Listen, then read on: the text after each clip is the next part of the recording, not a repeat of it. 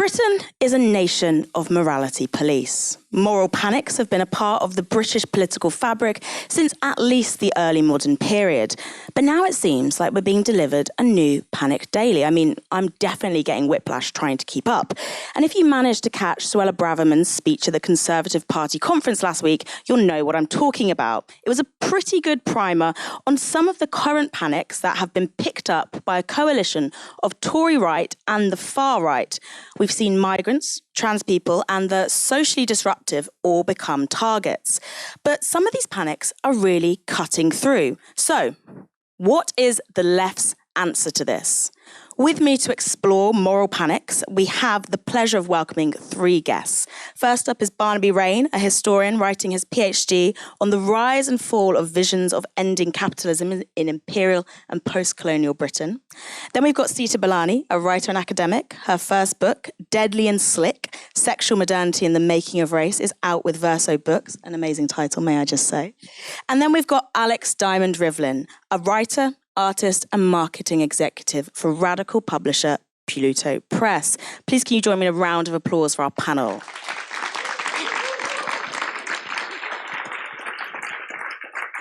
I'm going to start with you, Barnaby. You get the first question. Could you just briefly outline what your understanding of a moral panic is? With pleasure. Hello, everyone. It's a joy to be here. I want to talk to you about two books. I'm going to put my historian's hat on briefly. Two classic books in the British tradition of discussing moral panics.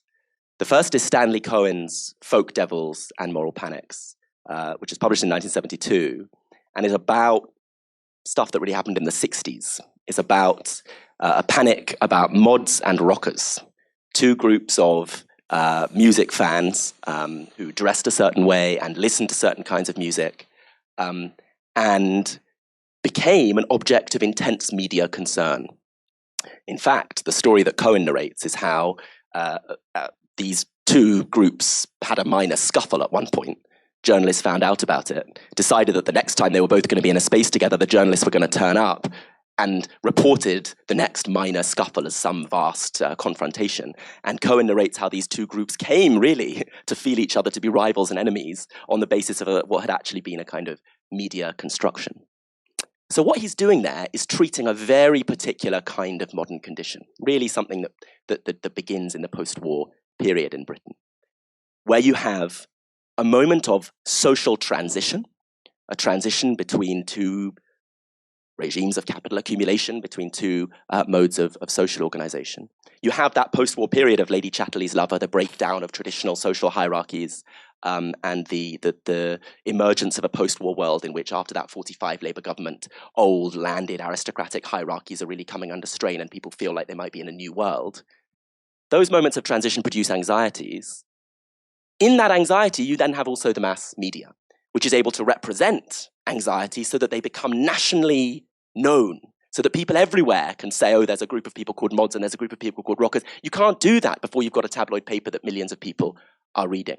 So those two things, social transition and the anxieties that transitions produce, and the media able to communicate and create a sense of a national panic, those two things Cohen takes as defining this problem of moral panics. I think that book's pretty good, but the second book I want to say something about, I think is really amazing. And it's a book called Policing the Crisis by a group of Birmingham cultural studies scholars, including most famously Stuart Hall.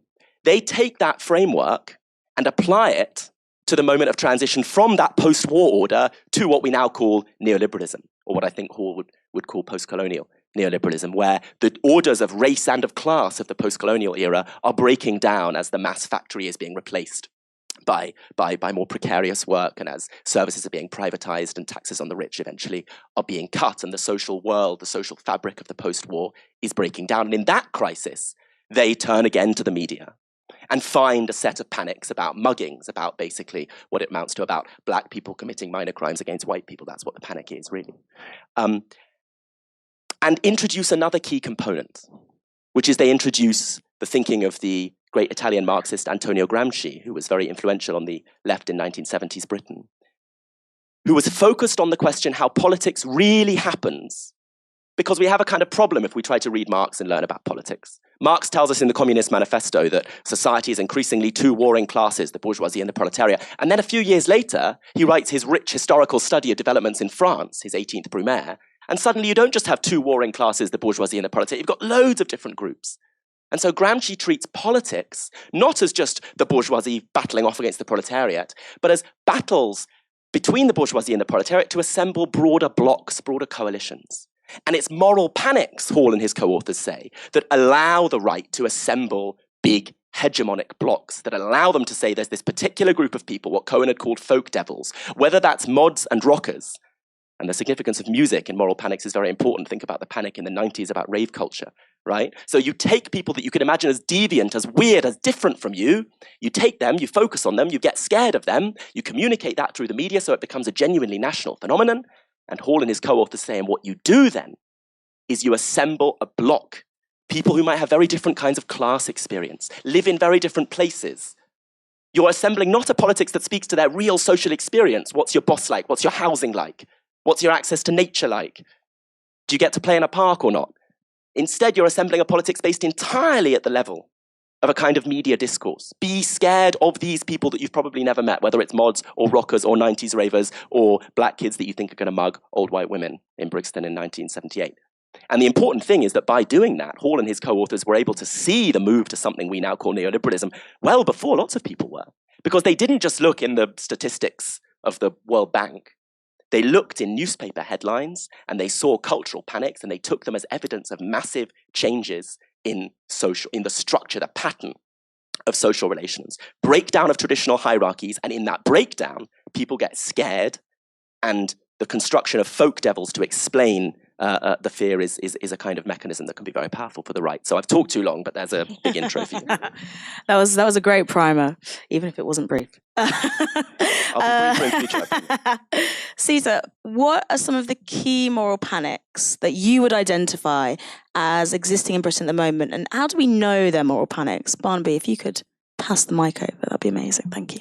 Thank you. Thanks, Moya. So I guess obviously we live in a time of kind of swirling reactionary politics, and I think we should be careful not to think of every element of those reactionary politics as a moral panic.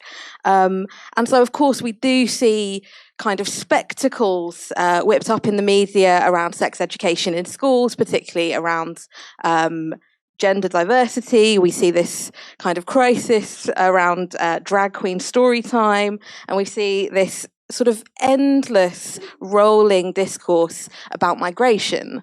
And the migration conversation is, I think, perhaps the most kind of consistent or persistent moral panic that I think has a real kind of endurance. And this often operates on the basis of describing migrants as single men. And this, I think, leads us to some of what actually holds all of this together, which is the idea that something innocent and precious could be lost. And so most commonly, I think at the moment, rather than talking through each discrete moral panic, it might be useful to think about what makes them kind of coalesce. And that is the idea that some innocent representation of the nation, some innocent member of the community is at risk. And most commonly at the moment, that is understood to be children. So children are the kind of figure that hold all of this together. The American writer Paul Renfro wrote a book about the kind of stranger danger panic in the US. And he said that what made this work is that children are understood to be economically worthless, but emotionally priceless. I think this is quite helpful because you can see the way that the preciousness of children appears to be the only thing that everyone agrees on. And our side agree on that too. Actually, we speak in the language of the preciousness of children too. And so in some ways, when we do that, we're also kind of feeding into this economically worthless, emotionally priceless construction. So I think it might be useful, rather than be like, well, there's the moral panic about trans people, there's the moral panic about migration, actually to be like, what holds this together? And it is the idea that there's some innocent avatar of the nation, and that we have to do everything we can. We have to build a coalition of any kind across any kind of other political difference to save that perfect innocent figure. And that's what I think gives these moral panics so much power. Thank you for that. Alex, do you agree? Do you think that moral panics are being produced at a quicker pace than ever before? Or are we being too quick, as Sita seems to nod, to label every single political campaign a moral panic? So I think the kind of understanding of moral panics and its like uses as a political framework is an important one, right? Because what it does do is indicate how hatred and bigotry can be recycled. So, for instance, if you think about how Section 28 creates the conditions for a hostile environment for current trans school children, that's a good example of how understanding moral panics is an important thing as a political framework. But I think what's also important to note is that the reason that things change is because people are active and they actively mobilize. And I guess there is a danger in a sense, almost over-labeling social phenomena as moral panic, because it implies that things just kind of end, or that there's one form of hatred and then there's another era and that hatred is over, when really it's active mobilization that ends these forms of hatred. So in academic terms, what that really means is that time in history is not linear. And I also suppose there is something about a potential kind of conflation of, let's say, like trans people, for instance, with the kind of insurgency of like a moral panic, right? So this idea that there isn't like a kind of political and material context which is prior to the moral panic. I mean, for instance, for trans lives, they're already made to be dire, right? In so many ways before something like a moral panic is introduced to the public discourse. I think that's a good, useful point, because one of the definitions applied originally to moral panics, which we can maybe discuss later if we have time, is the idea that it's ephemeral and that it will end. But some of these beats just roll on and on and on, especially surrounding things like the young. I also actually wanted to ask the whole panel, the idea of a moral panic suggests that there is a collective morality at play in Britain, or morality that the British public buys into. Does that still exist, if it ever did? Does anyone want to take this? Barnaby. I'll say a brief thing about it, I promise. We love your long interludes. Which is just to say, I think Stuart Hall used to complain, he used to say cultural studies began by saying the economy is only determinant in the last instance. That is to say, don't think that all of politics is just economic interests expressing themselves.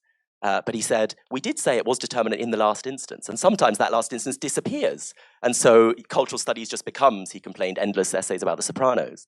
The question is, how do things like moral angst, which at its extreme becomes moral panic, how do they relate to the reproduction of a social order?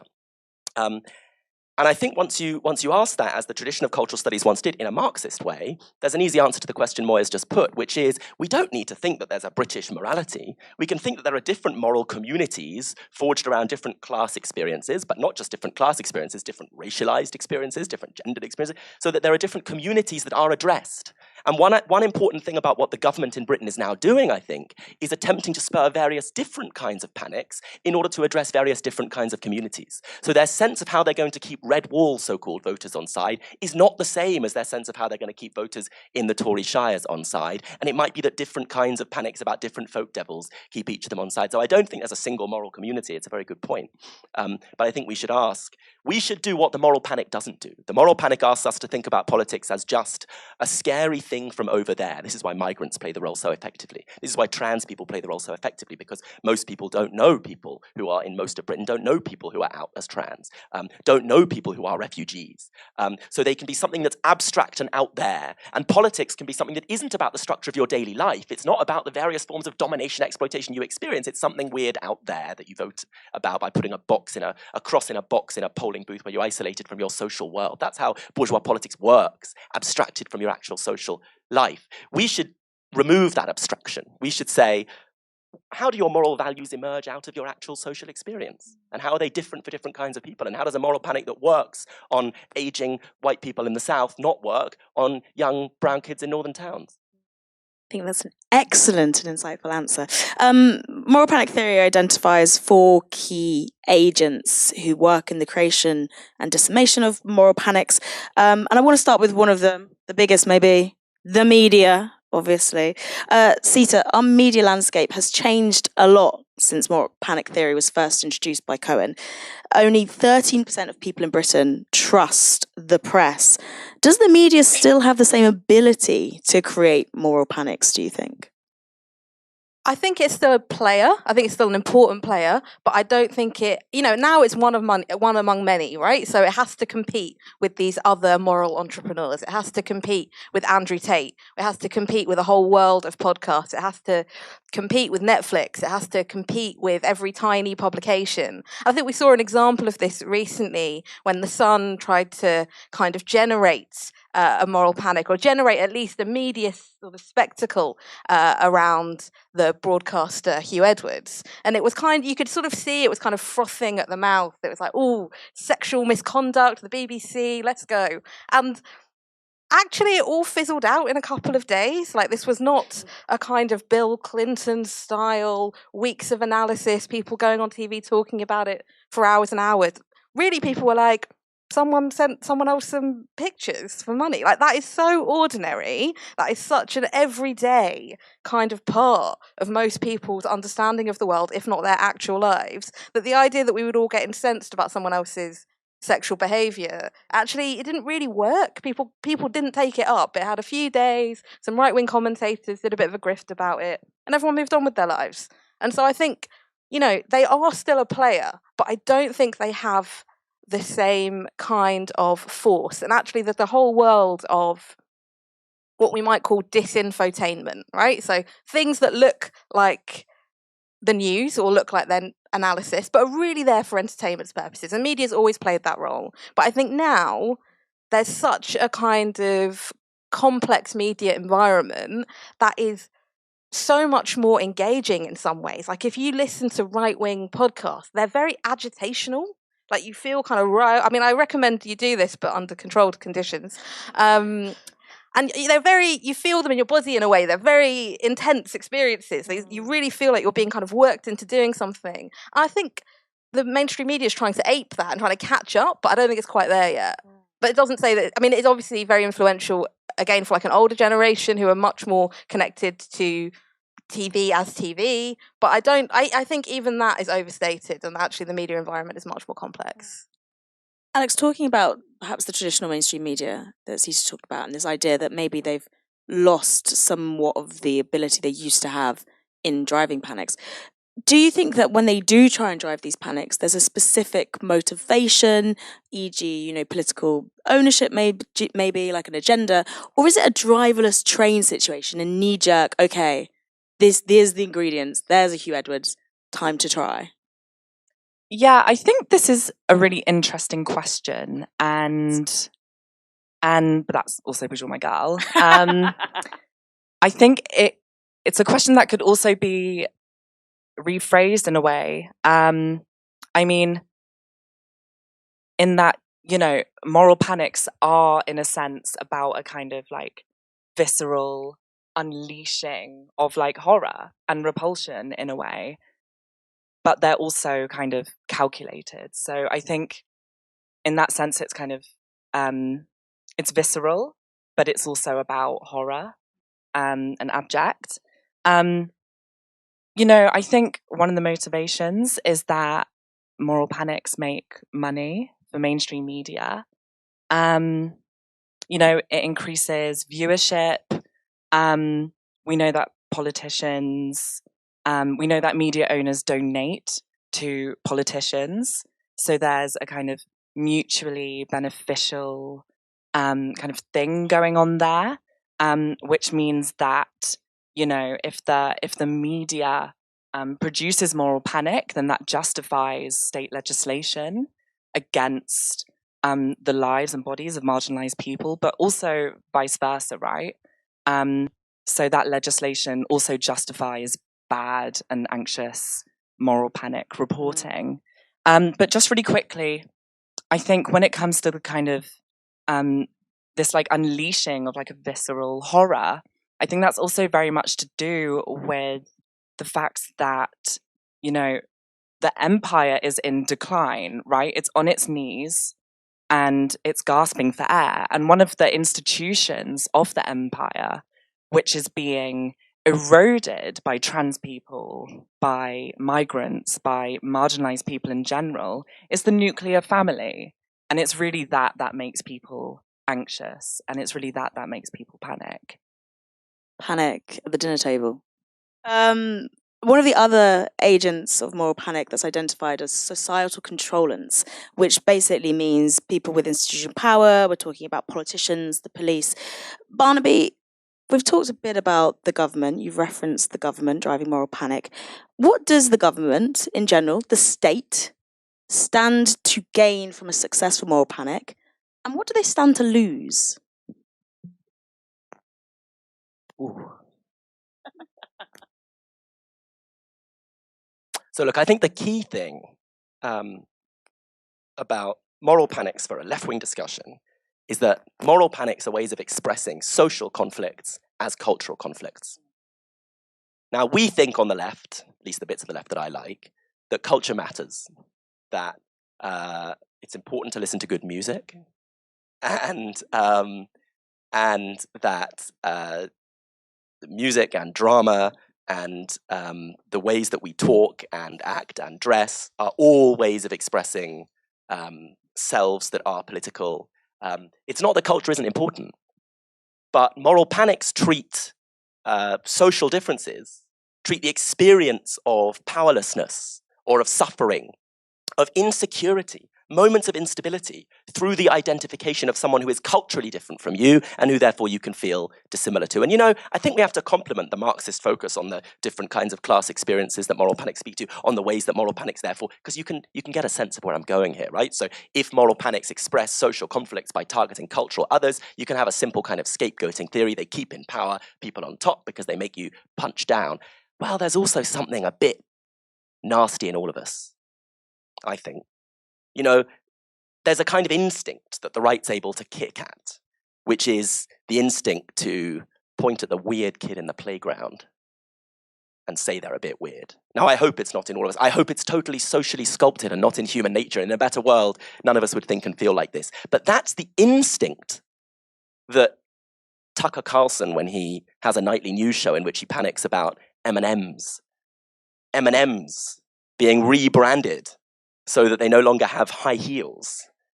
And Tucker Carlson's worried that he can no longer be sexually attracted to M&Ms because they're not being sufficiently gendered. And when he gets millions of people watching and thinking the news that matters, in a country where people have to fly to Mexico, people do this in America, fly to Mexico in order to get decent healthcare because the richest nation on earth can't provide them with healthcare. And the thing they're worried about when they turn on the TV is that M&Ms aren't sufficiently erotic anymore for the straight male imagination. I mean, that's genuinely the concern. So, you know, we can say, look, clearly the state benefits from this because now people are going to be knocking at its door and not saying, give me healthcare, but saying ban M&Ms. Target big corporations. It's amazing how effectively the American right does this. Target big corporations. Why? For their tiny slither of a social responsibility charter.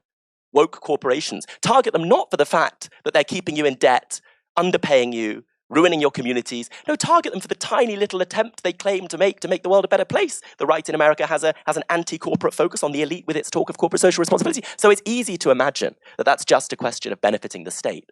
But I think that it unleashes a kind of nastiness that is so easy and so appealing to unleash. I bet our producer here at Novara, Fox, would love it if we could unleash some nastiness because it would really kick up the view count on YouTube, you know?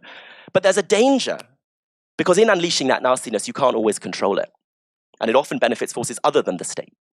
The idea, one other aspect of agents in moral panic is the idea of moral entrepreneurs. So Andrew Tate would be an example of that. The individuals or groups who help push and disseminate this moral panic. Have the left, whoever wants to take this first, have the left managed to establish moral entrepreneurs as effectively as the right? And if not, why? you want to go, Susan? Yeah, I guess one of the things that I would say about these right-wing figures is that they are, I think it might be worth thinking about them not as agents of moral panic, but as agents of conspiracism. Because mostly when you listen to them, this is not, if moral panic works through condensing people's fears, but based on some real events, right? Like, so that they can displace their anxieties onto one aspect of the culture that is misrepresented. But like, trans people exist. They are not the reason for your suffering, but they do actually exist. The universe of kind of far-right hucksters are actually talking about things that have no basis in reality at all. They are having a kind of collective hallucination. And we have to, I think it's worth distinguishing between that, because moral panics in the past have relied on a sort of hegemonic society, one in which there are some ideas under the surface that aren't articulated, but that people basically understand. So, to give an obvious example, the idea that if you work hard, you'll get ahead. So it's totally possible to turn people who receive state benefits into a kind of folk devil under a system which understands hard work to be a moral category that leads to success, right?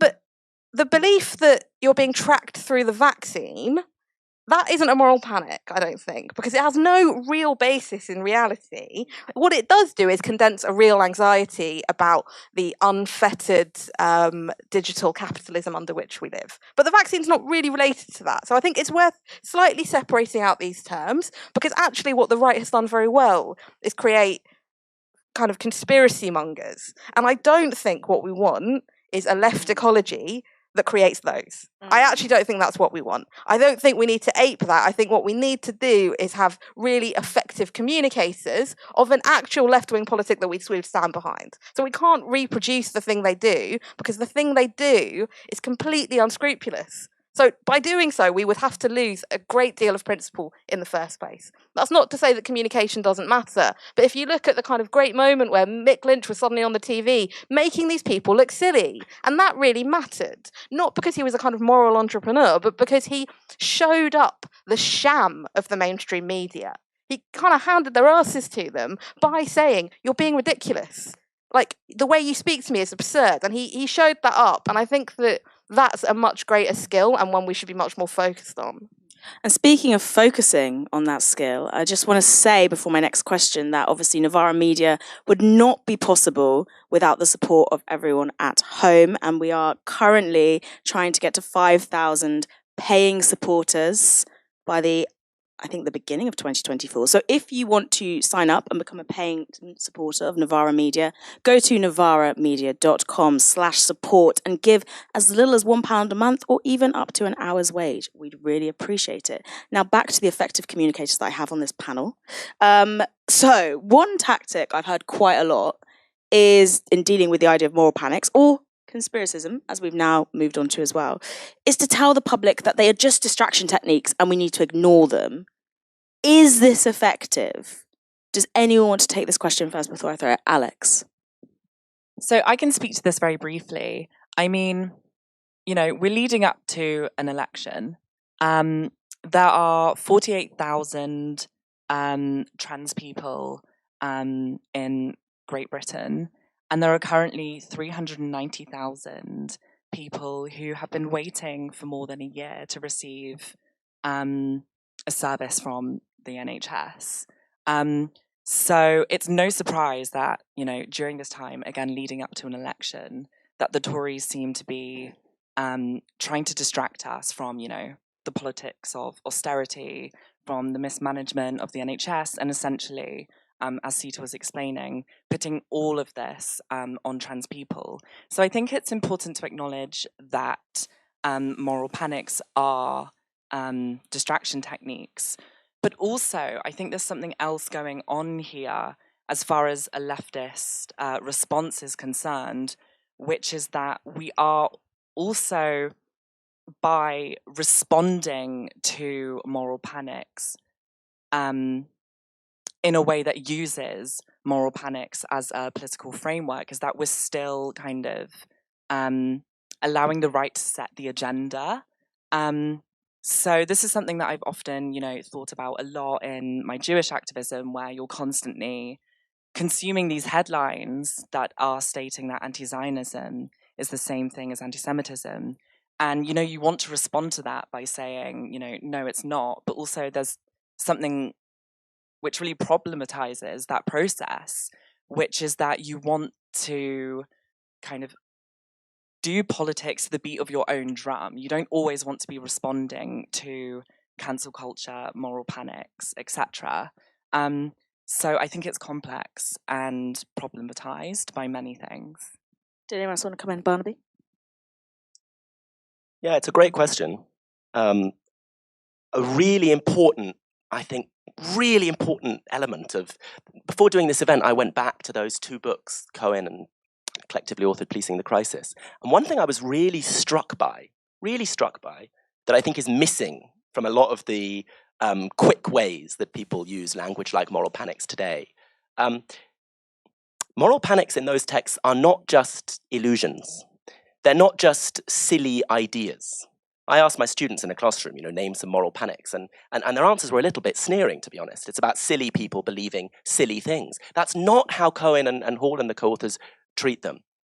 The key claim is that two things happen at once. Genuine crises, which genuinely provoke some kind of rupture and instability and some of the problems that the moral panics seem to be addressing, right? It's genuinely true that young people in 1960s Britain are trying to redefine a sense of identity and they're turning in all kinds of directions. It's genuinely true that the black proletariat in the 1970s in Britain is facing high levels of unemployment and wondering how to respond to that.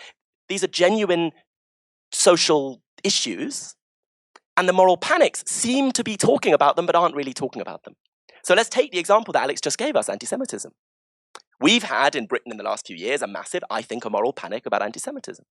It's genuinely true that the war on terror, which told us to think about politics in cultural terms, burghers facing off against burghers, an economic crisis after 2008, which meant we needed a language of the economy again, these things come together, and the end of history where we don't believe we can have comprehensive social transformation, we don't think we can really change the world. These things come together to produce rising anti-Semitism all over the world. That is to say, people want to identify cultural others. Muslims don't work for a cultural other that is economically constituted. They're a threat to your safety and security, but Jews are the cultural other who are robbing you blind in the form of Soros, controlling your politics. It's genuinely true that we live in a moment, a perfect kind of storm for revived anti-Semitism. But it also doesn't work to argue with the guy who opened the door when I was canvassing in 2019, full of Union Jack tattoos, not the kind of guy I was taught to believe would be a friend of the Jews, a hardline right-wing nationalist who told me that he wasn't voting Labour because Jeremy Corbyn likes immigrants and also he's an anti-Semite. It wouldn't be useful to talk to him about anti-Semitism in a way that I would understand, because what he'd done when he talked about anti-Semitism is redefined what Jews were. Jews had come to him to be in an era of the State of Israel, imperialist state in the era.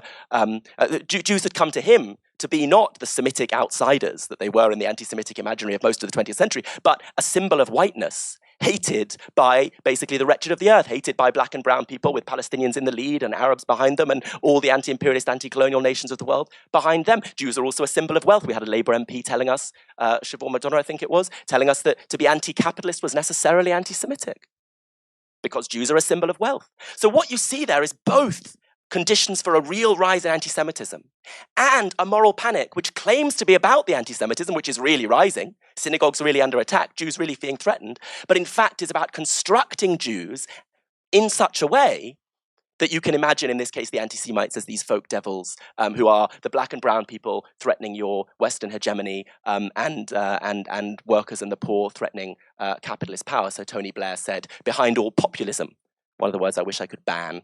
Behind all populism, Tony Blair said, lies the shadow of anti-Semitism. Macron in France said the Gilets jaunes movement against fuel price rises were anti-Semitic. So I think that's important, right? Moral panics aren't just lies. They're not just inventions. They respond to real social crises. And so the way to answer them isn't to just call people silly, but is to give people different and better ways of talking about the real issues that they're worried about. Well, you've segued on so well to my next question. Also, we'll be going to the audience in a few minutes, so please have your questions at the ready. What what void can the left fill when we're talking about moral panics such as, you've identified anti-Semitism and the aspect of moral panic that's been involved in Britain. We're talking about the panic that has enveloped trans people. Their moral panics, as I think we've covered, are filling a certain void. How can the left get in there instead? Sita, do you want to start?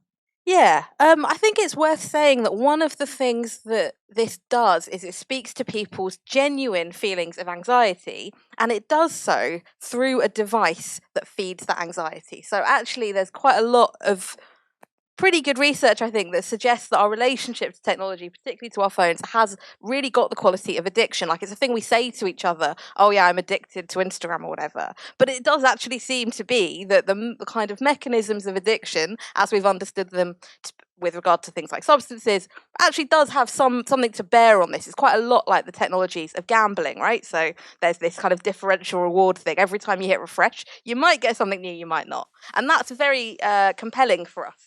And so the fact that people are being fed moral panics and conspiracism through precisely these devices that always leave you wanting more. We all have that experience, right? It's a completely ordinary part of our lives that in the morning you reach for your phone. Oh, what's happening? And that feeling, that kind of compulsion feels awful. It feels awful for everybody. Nobody enjoys this feeling. And that is the mechanism through which so much of this happens. So I think it's important that we start creating ways of talking about that speak to people's genuine experience of atomization, alienation, insecurity, in ways that don't moralize about it, not in this kind of liberal hand-wringing, oh, teenagers, social media. Like, no, we can't afford that. We have to kind of speak in genuine terms and in personal terms about how that experience is affecting people's ability to engage with each other. Because I think that will be the beginnings of actually having a bit of compassion and not seeing people as kind of stupid for believing this stuff, but seeing the way it speaks to genuine anxieties and that those anxieties get displaced onto folk devils, but they do so through addictive technologies. So for me, I think it's kind of worth considering the way that the messenger here matters and is doing a great deal of the work to keep people engaged, to keep people coming back to these sources of disinfotainment.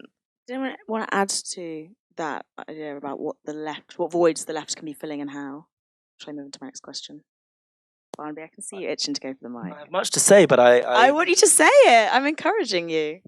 Well, one thing I'll do is give a nice shout out to a Novara colleague, because I'm only ever mean about him to his face. There's this really awful guy called Michael Walker. He has dreadful politics, very right wing.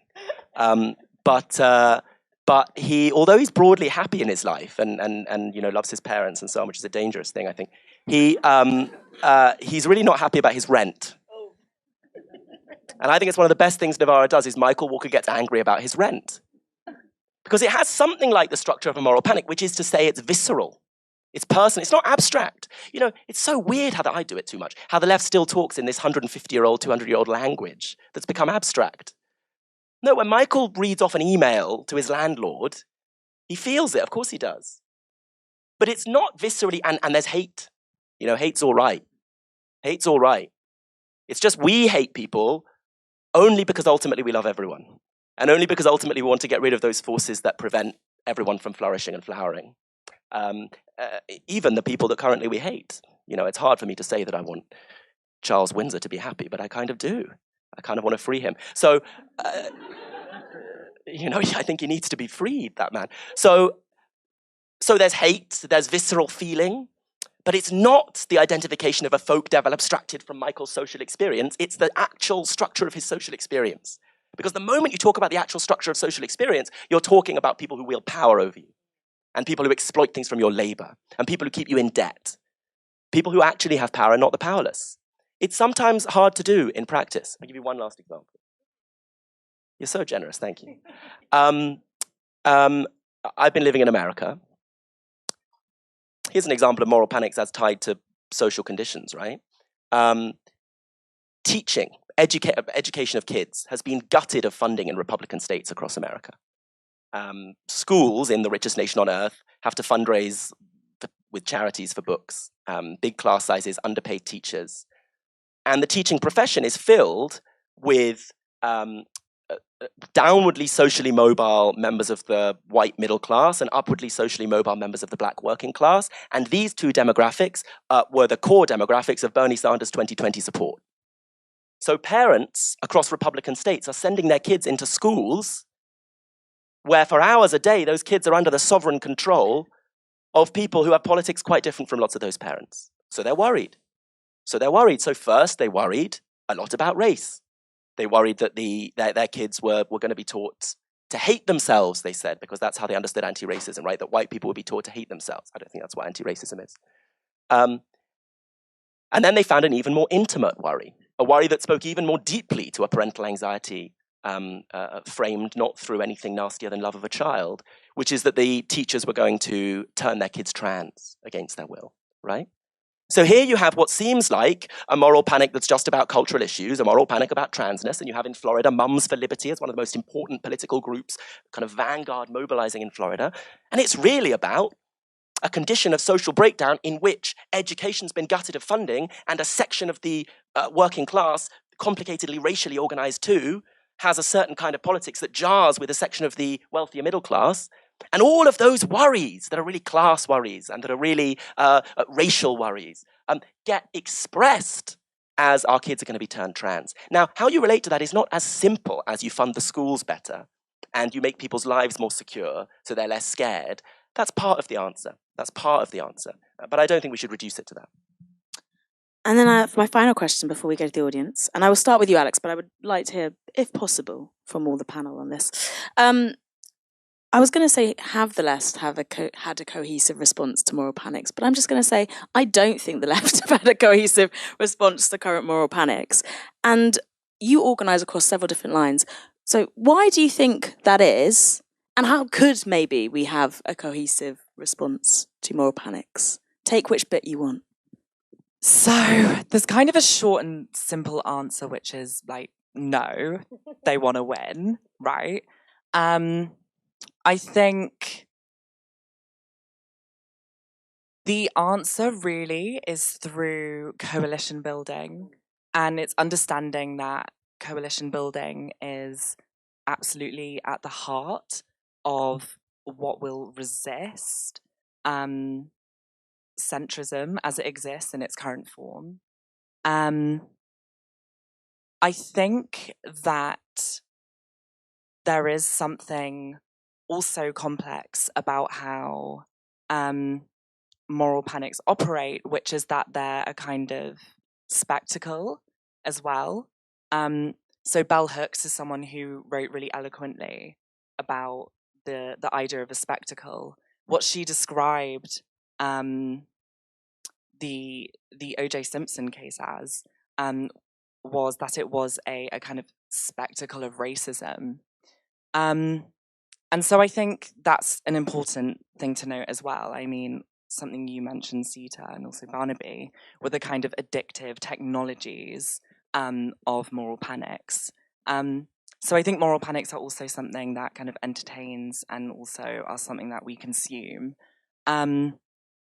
I don't know if that really answered your question. Yeah, I've answered my question. I'm going to say over here, I'll actually extend from what you've said, because I totally agree with the coalition. Why haven't we built those coalitions yet? Sita or Barnaby, whoever wants to take this first.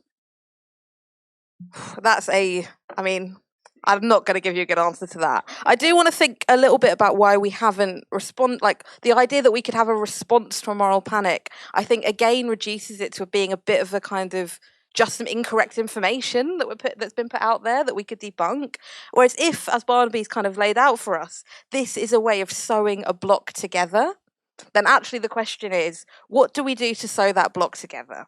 And that while obviously we have to do that with some kind of ground game, there has to be some on-the-ground organising, there also has to be some resonant images, some ideas that hold people together that we can return to over and over again, because that is what the right has. And I don't think the idea is to kind of have our own version of it, but it is to say, what should we stop getting pulled into? Like, if the terrain has been organised by the right for many, many years now, what do we need to stop getting ourselves involved in? So much of the kind of culture wars conversation is dreadful for us on every level. Like every time I see one of these staged media debates, should we teach critical race theory in schools? Like, nobody was doing that. Critical race theory is a name for a kind of small academic field that is by no means what anyone was suggesting we should teach in schools. The whole thing was completely confected. So actually, no, we shouldn't all run to the defense of teaching critical race theory in schools, because it's a kind of confected idea. It wasn't happening in the first place, and it's not going to happen because we go on the BBC and talk about it. It is worth talking about the defunding of schools, not because funding them will solve things, but because looking at the real conditions does give you a hint as to why these things take hold. So just to give one very quick example, the kind of furore over sex education, they had a kind of it was a little prologue about this in 2019, but then the pandemic hit and everyone forgot because our brains were addled by the lockdowns. But in 2019, some parents in one of the most deprived areas of Birmingham protested against the curriculum. And their protest, it should be said, was homophobic and was transphobic. There is no getting away from that. I'm not intending to. But it is also worth noting that the school were teaching LGBT sex and relationship education as part of the Prevent programme, as part of teaching British values. So you can see why parents might object to being told that your kids were going to learn about LGBT sex education to prevent them from being drawn into terrorism. Like you Muslim parents in a Muslim area of Birmingham, you can see why someone might object to that. And then you find out one more piece of information, which is the school was so poorly funded that they had to start closing at lunchtime on Wednesdays. So parents then had to find childcare for that situation, and their kids are not getting music lessons, are not getting sports, are not getting drama. So we have to think, I think, about those kinds of conditions and speaking to those conditions in ways that put the blame back where it belongs, that put the blame back upwards. And so actually really engage with that, and then those coalitions might be possible. But I think if we can't really look at what's happening in people's everyday lives, if we can't take that Wednesday afternoon seriously, no one's going to take us seriously. Barnaby, do you have anything to add before we go to the audience? Always. Should have known better than to ask that question. One thing to remember is that moral panics don't just punch down. They talk as if they're punching down and up at once. So they don't just say, there are refugees coming to grab your homes and take your jobs. They say there are refugees coming because out-of-touch elites want them here. Because caring about migrants is, as the Home Secretary Sita Balani put it, a luxury belief. I'm told that the next issue of the journal I'm part of, Salvage, is going to be called Luxury Beliefs, which I like a lot. So they articulate or they pretend to articulate a kind of radicalism that punches up, an anti-elitism. And I think the difficult truth is, and this is what it means to take people seriously and not just laugh at them, that people find forms of anti-elitism that don't demand massive social transformation. I hate bosses and the rich, so I want to expropriate the wealthy everywhere and have collective ownership of all property. People don't go there because it doesn't look like it's going to happen. After the traumatic experience of the 20th century, people want a way to punch up because they know that they don't much like billionaires, because billionaires don't seem to care very much about them. But if they can think that what's really messed up about those billionaires is that they are turning their kids trans, that seems like something they can actually do something about. And so I think moral panics are a kind of index of the appeal of pessimism. And it's not a pessimism that we can just argue against. It is a real fact of our epoch. But there are things we can do. And so I finish on an attempt at a provocative note.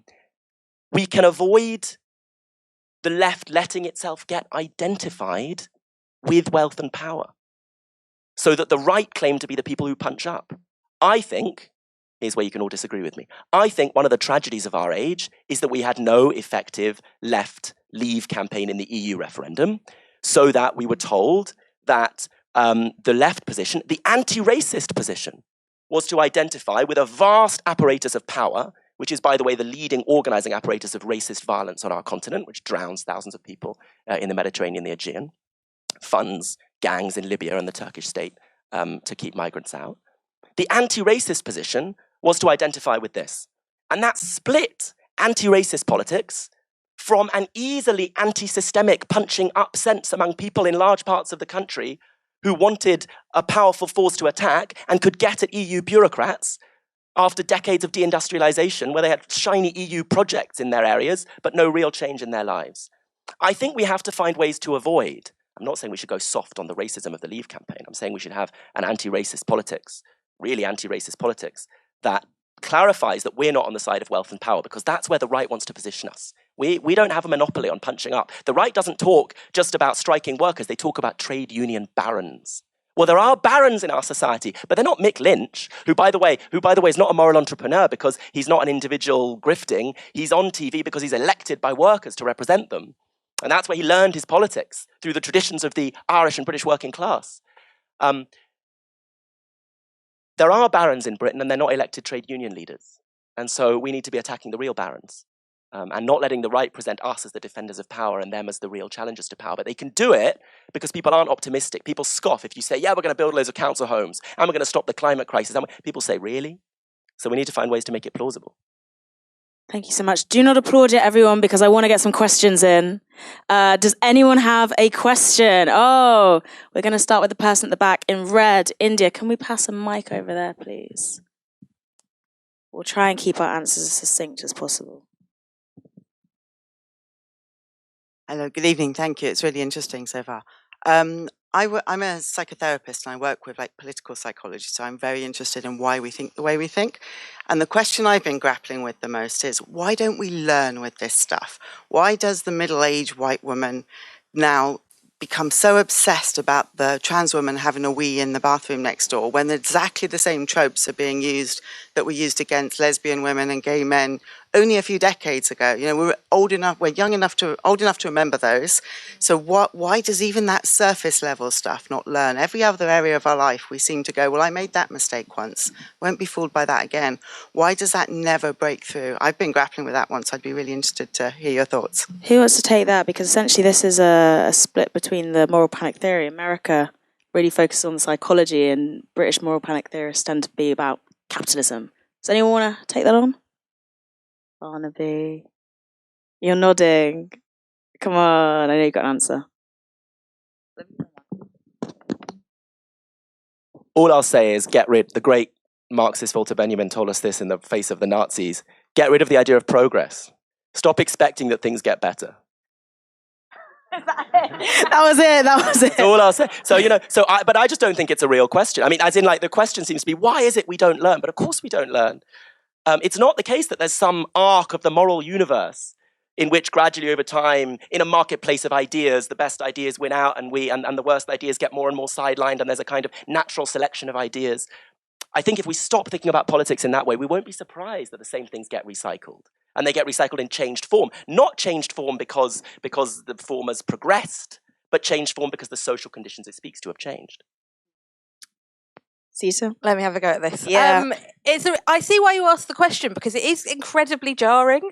Like every time I go into I'm part of the metropolitan elite, so I go to the theatre a lot. And every time you go for a wee in the theatre, there's always a woman, I'm sorry to tell you, complaining about the loos. So theatres have been like, oh yeah, we can do gender neutral loos, and there's always someone having a massive meltdown about it for no reason, and you have to piss quickly at the theatre because the show's going to start. So it seems like the whole thing seems really deranged. I think that I see why you asked the question. I think it's worth remembering that we're the side that feels that we should be coherent. Nobody else is burdened by the idea of coherence. It is a kind of left-wing problem.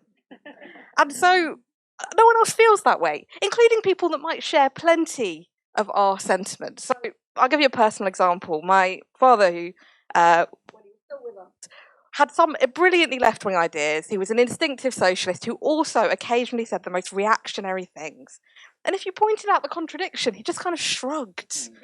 He didn't think, I must now reassess my beliefs so that they are coherent. It just simply didn't bother him. And I think many, many people, indeed very many more people than are on our side, largely don't feel bothered by contradiction. So I think the quicker we can kind of accept that, the easier it is to try and build something with those people. But if we're like, this is incoherent, people don't care.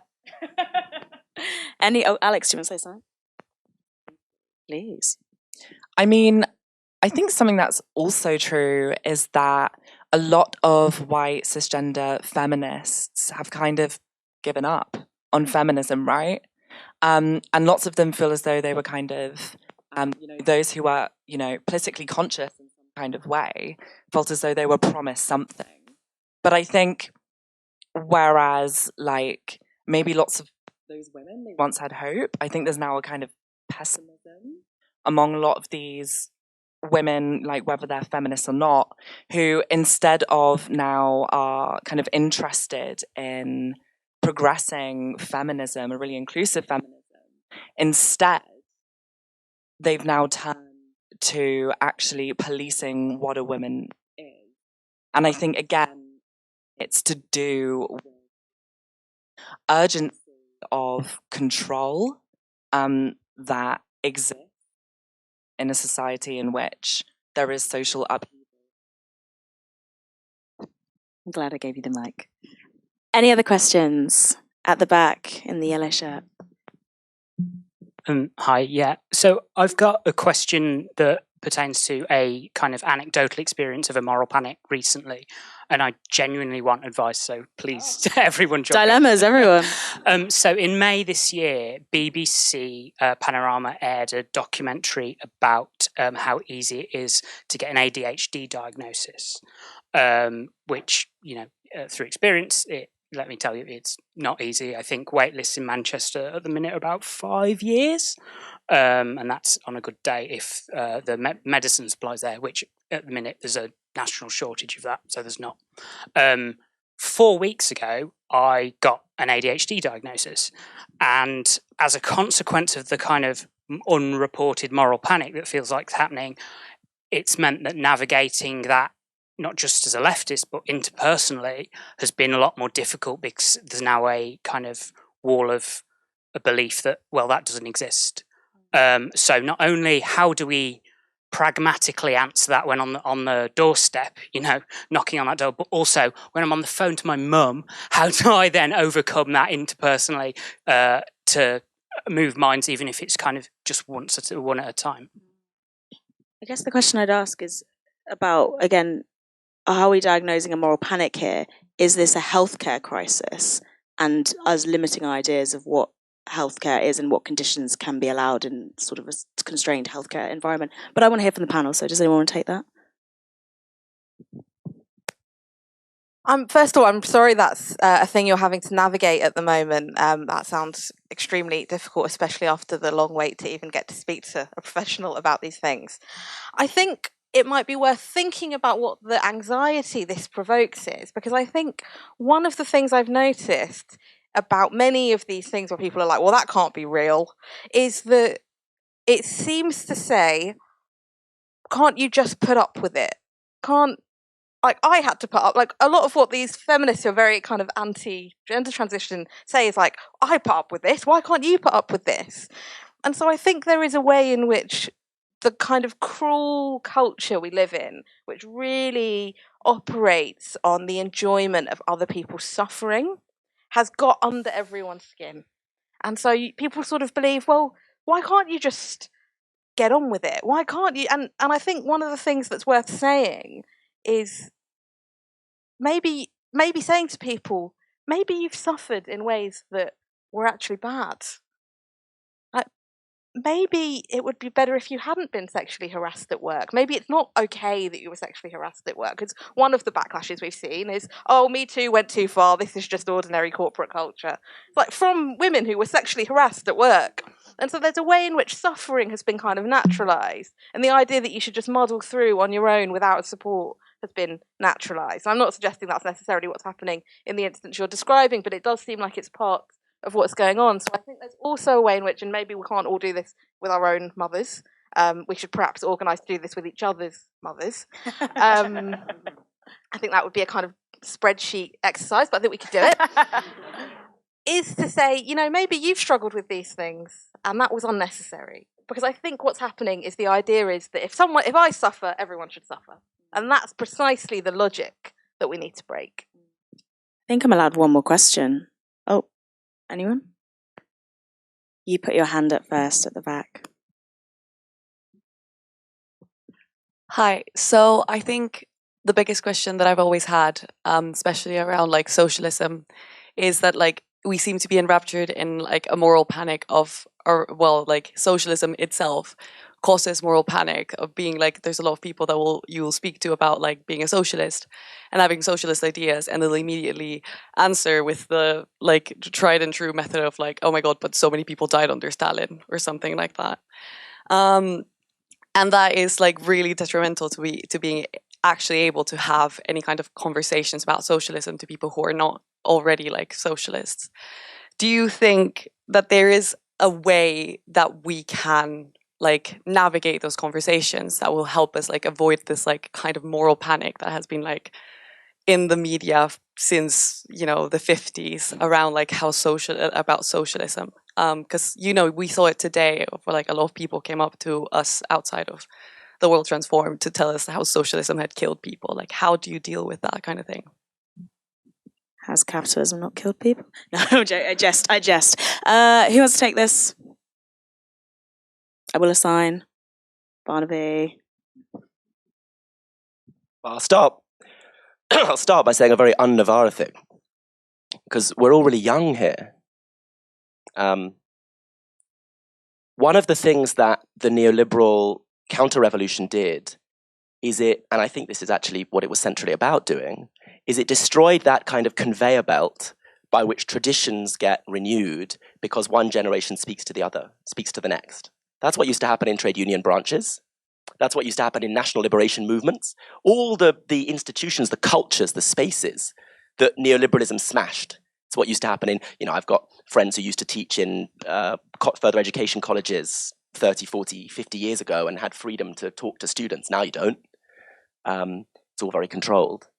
So one thing I'd say to this question, how do we answer the age-old, didn't Stalin kill people, is listen to your elders. One thing I'd say is be aware that there are traditions of socialism in this country and around the world who have faced those questions for many, many decades and answered with the beauty of things that the left was about and did.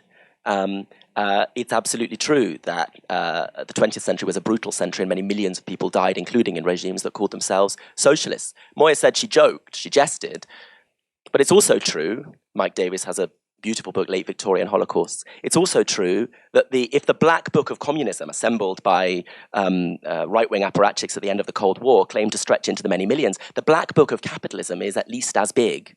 So the idea that that socialists are tarnished because our ideas have sometimes been applied in awful conditions and in awful ways is a strange idea coming from anyone who's not some kind of socialist.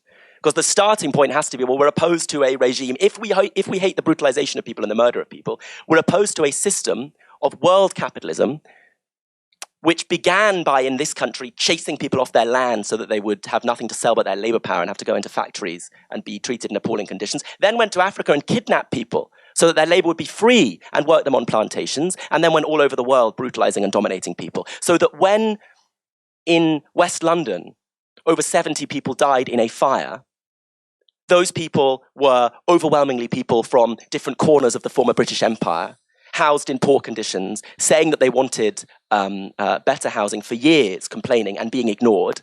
And the tower that they died in was named Grenfell, after Francis Grenfell, the colonial British commander who massacred people in Ireland and in Sudan. That's capitalism, which goes all over the world killing people. So don't let anyone tell you didn't Stalin kill people. Yes, he did. But if they want to have that conversation, they have to start by saying they're against capitalism. And I think we wouldn't be so at a loss if we learn to listen better to older generations who have been fighting these battles for a long time. Anyone else want to add anything, or shall we end on that note? What a great note to end on. I just want to say a massive thank you to my panel, Alex Diamond-Rivlin, Sita Balani, Barnaby Raine. If we could get a round of applause.